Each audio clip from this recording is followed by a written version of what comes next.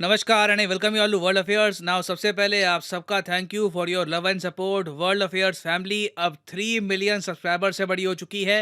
Unfortunately मैं बीच में videos डाल नहीं पाया, थोड़ा तबीयत का इशू था। मगर सबसे पहले देखिए, यहाँ पर जानते हैं टर्की के बारे में। टर्की से एक सर्टन वीडियो है, ये काफ़ी वायरल हो चुकी है, जहाँ पर टर्की के लोग धन्यवाद कर रहे हैं इंडियन डिफेंस ऑफिसर्स का। ना सबसे पहले तो अभी ये जान लो, टर्की में जो टोटल डेथ टोल है, मृतकों की संख्या, ये 46,000 के ऊपर पहुंच चुकी है। This is insane. पर्सनली आप मुझसे पूछे, मुझे लग रहा था कि 40,000 के आसपास आंकड़ा रुक जाएगा, मगर अब पॉसिबिलिटी है कि टोटल मृतकों का जो नंबर है ये 50,000 भी जा सकता है। और इस नंबर को अगर हम देखें तो टर्की 21st सेंचुरी शुरू हुई थी 2001 में।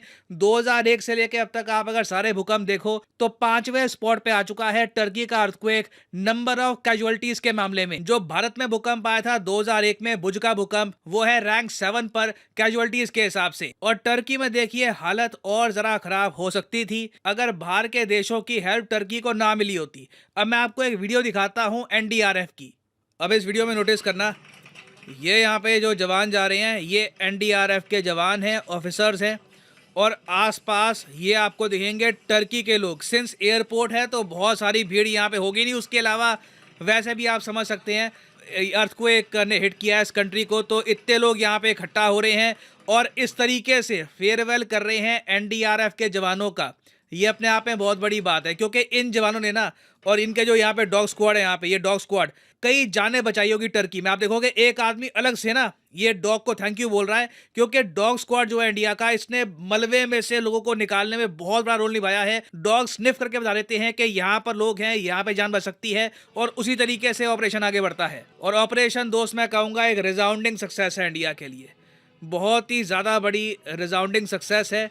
डिज़ास्टर डिप्लोमेसी की अगर हम बात करें उसके हिसाब से इसने इंडिया का नाम रोशन किया, ना सिर्फ टर्की में, मैं कहूँगा काफ़ी हद तक पूरी दुनिया में। क्योंकि बाकी कंट्रीज़ ने भी देखा है कि इंडिया ने जियोपॉलिटिकल इश्यूज़ को भुलाकर दिल खोल के हेल्प करी है टर्की की। और मुझे पता है यहाँ पे आप पूछोगे एनडीआरएफ, एनडीआरएफ क्या होता है। ये देखिए, एनडीआरएफ की फुल फॉर्म है नेशनल डिजास्टर रिस्पांस टीम, और एनडीआरएफ में टोटल 15 बटालियंस हैं। ये इनकी जो वेबसाइट है, ऑफिशियल वेबसाइट, वहां से मैं आपको दे रहा हूं जानकारी। एनडीआरएफ में आपको मिलेंगे बीएसएफ के जवान, सीआईएसएफ के जवान, सीआरपीएफ के जवान, आईटीबीपी के जवान, SSB, Assam rifles. Indian army अलग से फंक्शन करती है, इंडियन आर्मी अलग से काम कर रही है टर्की में।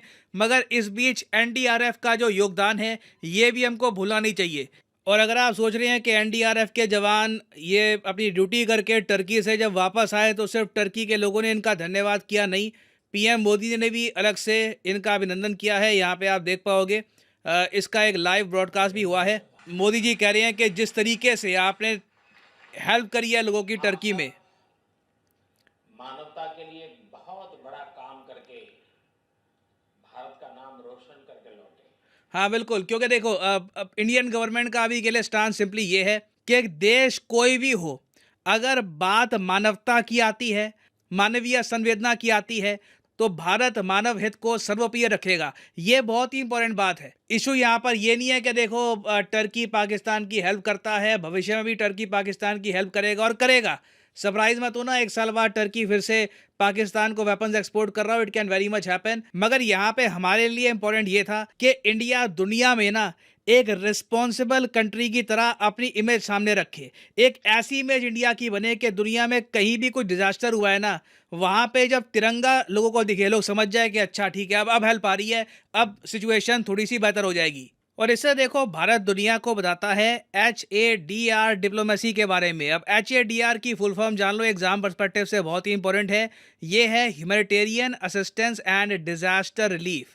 मतलब कि जब एक देश में कुछ आपदा आ गई, अब कुछ अगर हम एग्जांपल्स देखें 21st सेंचुरी के, मालदीव्स में सुनामी आई, उसके बाद इंडिया ने ऑपरेशन कैस्टर के अंडर बड़े स्केल पर हेल्प करी मालदीव्स की, कई लोगों की जान बचाई, जो लोग पीड़ा में थे, जो बिल्कुल डिस्प्लेस हो चुके थे, उनकी भी हेल्प करी।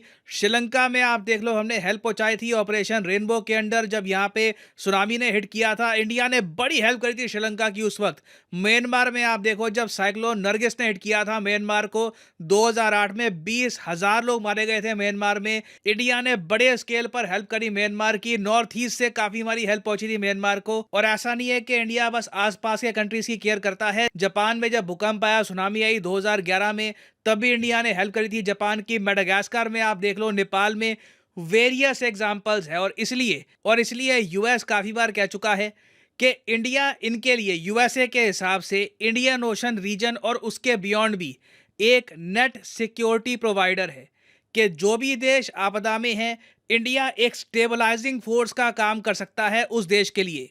और ये जो हेल्प करने का जज्बा है ना, ये ना सिर्फ भारत सरकार में, भारत के लोगों में भी। आपको याद होगा, मैंने एक वीडियो बनाई थी, टर्की के जो एम्बेसडर हैं टू इंडिया, फिराज सुनील, इन्होंने एक रिक्वेस्ट करी कि आम लोग अगर कुछ टेंट, साबुन, शैम्पू, कपड़े वगैरह कुछ डोनेट करना चाहें टर्की को, तो ये डोनेशंस मांग रहे थे। इंडिया के लोगों ने दिल खोल के यहाँ पे रिस्पॉन्ड किया। अब ये देखो, ये टर्की की जो एम्बेसी है ना, उसके बाहर का नज़ारा है। ये सारी हेल्प है जो कुछ ही दिनों में टर्की के लोग, इंडिया के लोगों ने भेजी है टर्की को। यहाँ पर आप देख पाओगे, ये सारी जो ये हेल्प है, जो एड है, ये इसको पैक किया जा रहा है। और इसके बाद टर्की की सरकार ये सारी हेल्प ले जाएगी वहाँ पर टर्की में।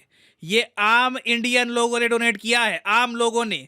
कुछ संगठन हो गए, कुछ पर्सनल, आप कह लीजिए कुछ प्रशंसक होंगे टर्की के, इस तरीके से हेल्प करिए। और यहाँ पे आप देख पाओगे, ज़्यादातर आपको टेंट मिलेंगे, बड़े टेंट, जिसमें कई लोग रह पाएंगे। अब ये तो हमने बात कर ली है इंडिया की। अब इंडिया के पड़ोस में जो कंट्री है पाकिस्तान, पाकिस्तान भी काफ़ी हेल्प करने की कोशिश कर रहा है टर्की की। मगर इस बीच एक कंट्रोवर्सी स्टार्ट हो गई। कंट्रोवर्सी तब हुई जब पाकिस्तान के ही एक जर्नलिस्ट ने यह खुलासा किया कि जो भी हेल्प पाकिस्तान भेज रहा है ना टर्की को, ये एक्चुअली रीपैकेज्ड हेल्प है। आपने दिवाली में काफ़ी बार देखा होगा, एक लोकल एग्जांपल के हिसाब से समझ लो, सोन पापड़ी एक ऐसी मिठाई होती है जो किसी को गिफ्ट की जाती है, वो आदमी सीधा ना बस रिसिपिएंट का नाम बदल के वही सोन पापड़ी आगे फॉरवर्ड कर देता है। सोन पापड़ी इस तरीके से ना बहुत सारे घरों में गिफ्ट की जाती है। तो सेम चीज़ लग रहा है कि पाकिस्तान टर्की के केस में हुई है, क्योंकि पाकिस्तान ने इनके जर्नलिस्ट के हिसाब से क्या किया कि जो हेल्प टर्की ने भेजी थी पाकिस्तान को जब पाकिस्तान में बाढ़ आई थी,